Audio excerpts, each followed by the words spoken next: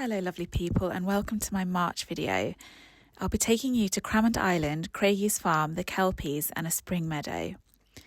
Cramond is one of the coastal areas of Edinburgh. Let's take a look at the nature that lies on the Cramond foreshore.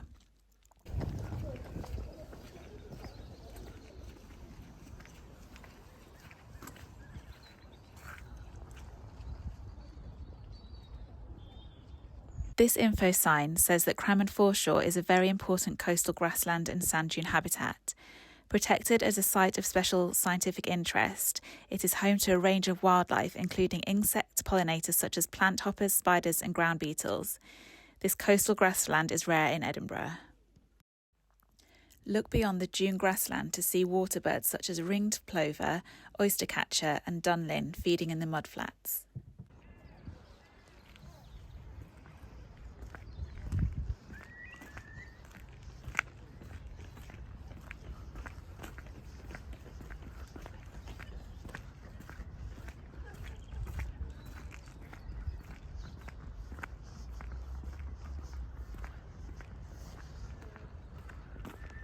We had my husband's cousin visitors at the end of February and I had suggested we go to Cramond Island and walk all the way around it as I've wanted to explore this island ever since I lived in Scotland, which has now been 12.5 years. I've made it to the tip of the small island a couple of times before, but the island is tidal and the tide had always started to come in, and so we had to make a dash for it back to the mainland. This time I checked the tide times carefully and we got up early and made sure we had enough time to get around before the tide started to cover the causeway. Cramond Island sits to the northwest of Edinburgh in the Firth of Forth, and with this prime position comes a rich human and natural history.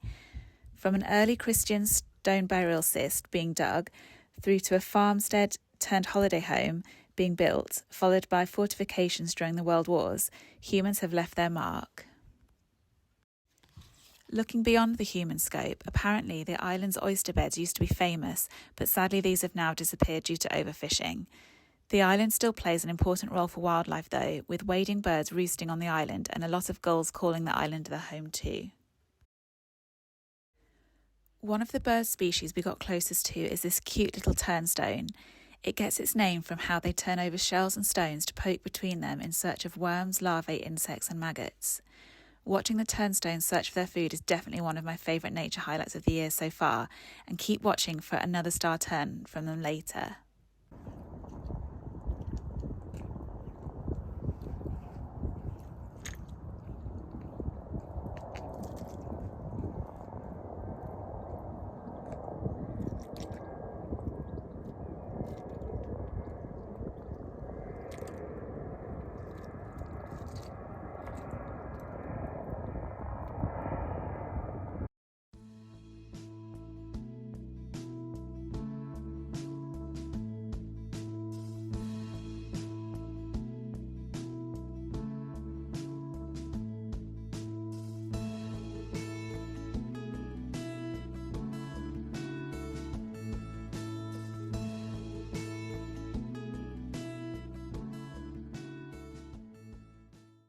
On the island though, some of the natural stars were the seaweed that was strewn across the beach and the bright yellow lichen that covered the rocks.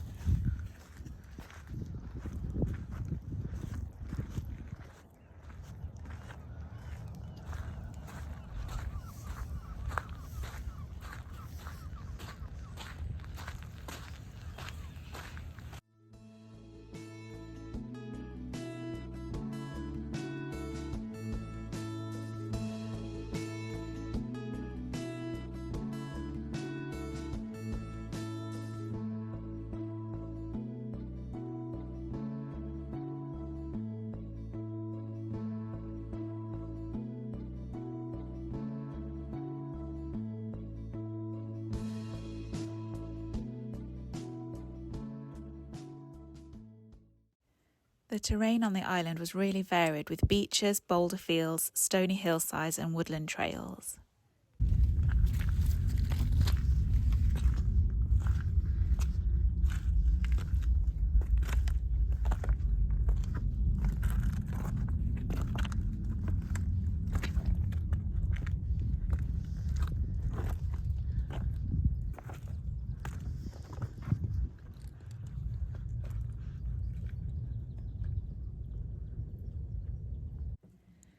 The war fortifications are graffitied to the max and show the pastime of some of those who choose to get stranded on the island to party. For several years, the island has been host to Cramond Island of Punk, with bands coming from across the UK to play at this beauty spot.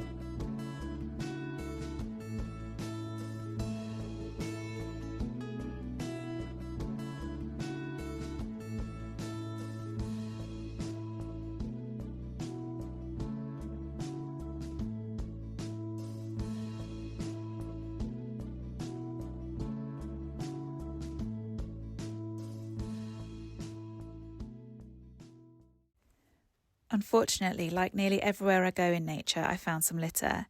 I couldn't reach these cans this time, but on my next visit I have vowed to bring my litter picker and a bag so I can pick them up and get them out of the way of the wildlife who live here.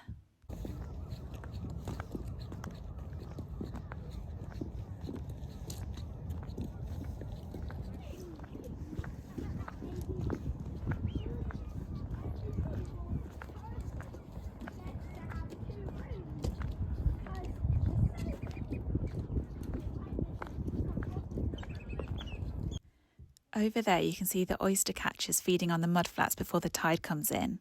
They're searching for mussels, cockles and other prey within the mud. Watch for a couple of them flying over in a minute and listen to their high-pitched call.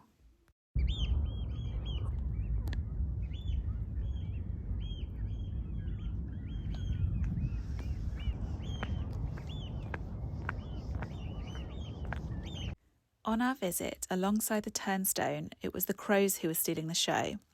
I didn't manage to catch it on film, but they performed this amazing feat on the causeway where they would hover high up and then drop shells onto the hard concrete in the hope that they would break and they could then access their sea creature breakfast. Look at this cool seaweed. I tried to research what it was called, but I couldn't find it, so please shout in the comments if you know.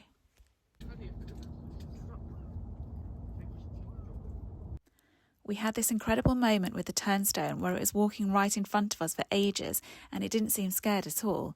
They are so cute. I really think it's now my new favourite coastal bird.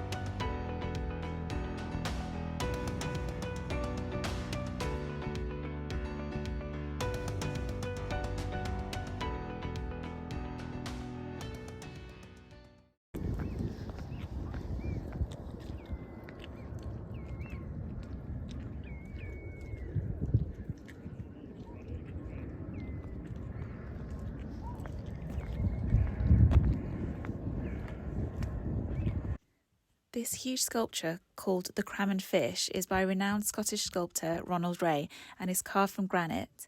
It's a fantastic nod to the sea and the marine life that surrounds Cramond. Definitely worth checking out if you're near Cramond. The ledge on the right is the perfect spot to have a photo taken with it.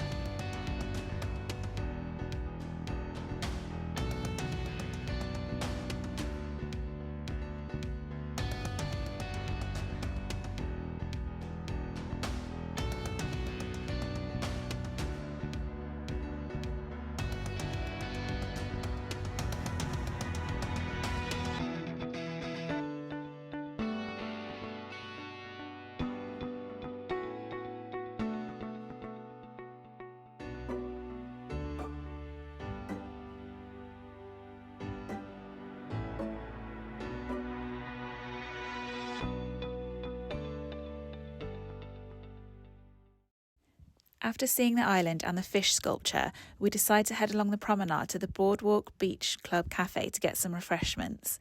On the way, I spot some crocuses and some snowdrops nestled into the base of a tree.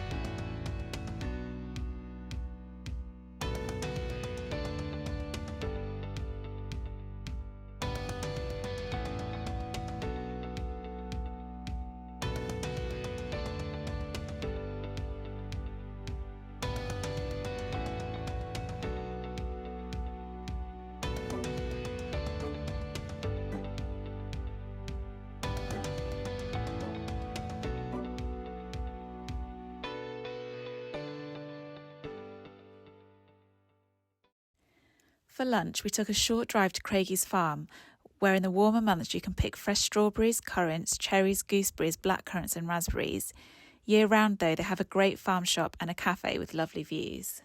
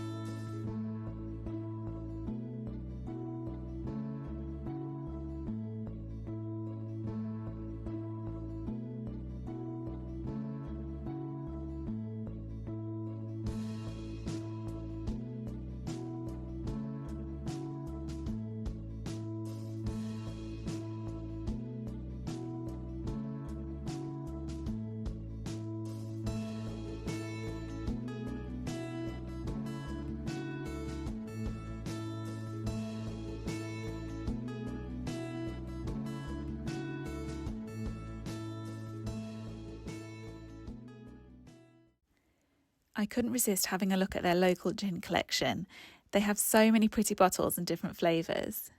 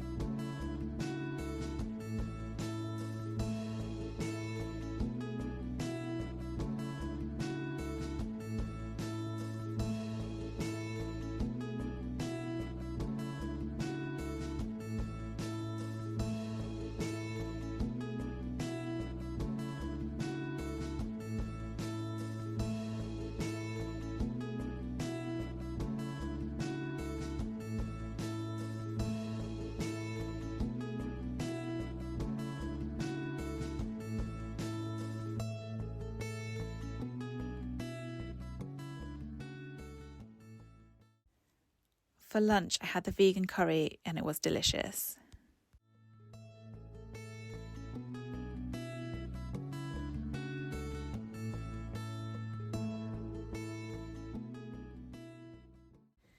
At the beginning of March, we went to see the Kelpies with some friends. The Kelpies are the largest horse sculptures in the world, and they were modelled on real-life Clydesdale horses by sculptor Andy Scott. The Visit Scotland website states that they represent the lineage of the heavy horse of Scottish industry and economy, pulling the wagons, ploughs, barges and coal ships that shaped the geographical layer to Falkirk, where the sculptures are based. The name of the Kelpies is taken from Scottish and Irish folklore. Kelpies were horse-like shape-shifting spirits who had the strength and endurance of 100 horses and lived in water, quite apt as the Kelpies are surrounded by inland waterways.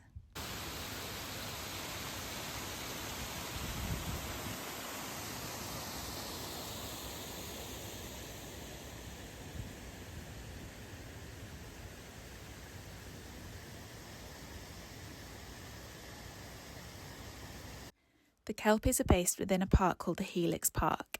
It has woodlands, wetlands, boardwalks, a lagoon, an adventure playground and sculptures to explore. Today we're only seeing the Kelpies hub, but I can definitely recommend a visit to the rest of the park.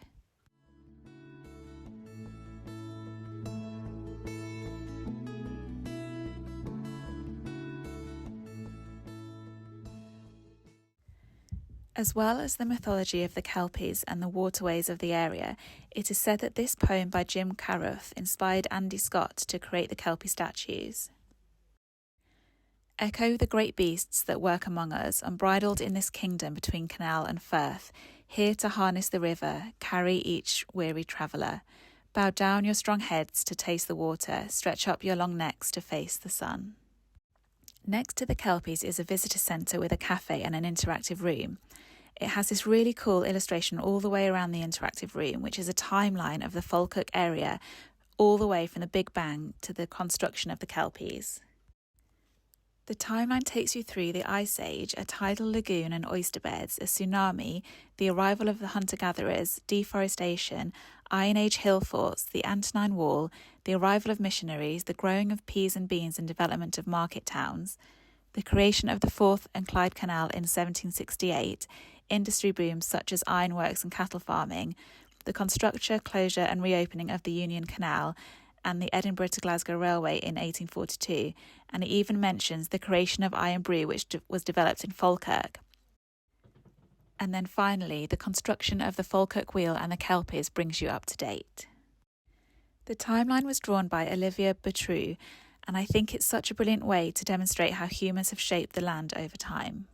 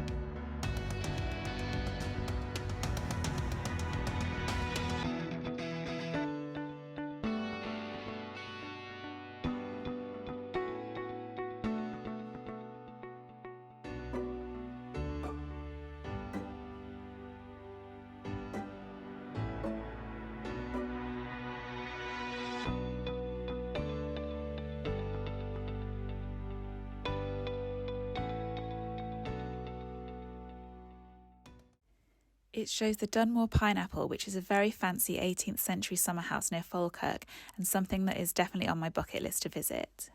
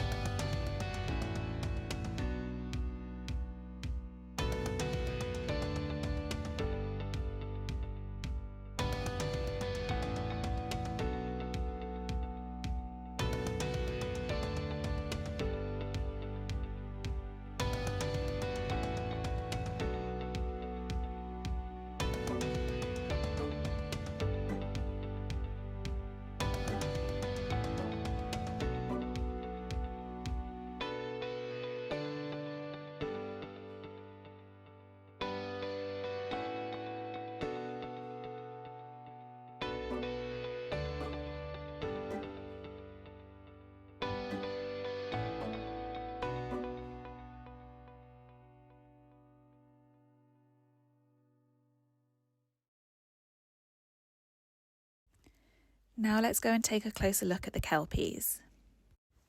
The Kelpies are 30 metres tall and weigh more than 300 tonnes each. It is possible to book a guided tour to walk around inside of them.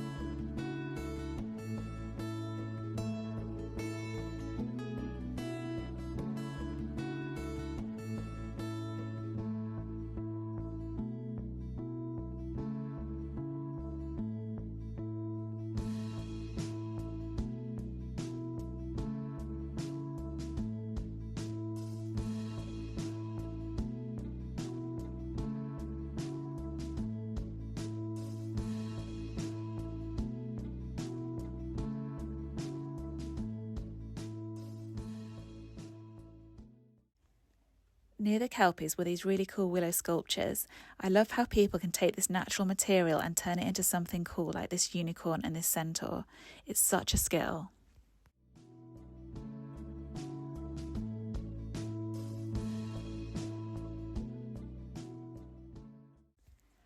For the last bit of the video, I just wanted to show you this beautiful little meadow of Chinodoxa. I saw it when I went down to my mum for Mother's Day weekend. How pretty do these spring flowers look covered in dew? I hope you all have a great Easter weekend, and I'll see you again in April.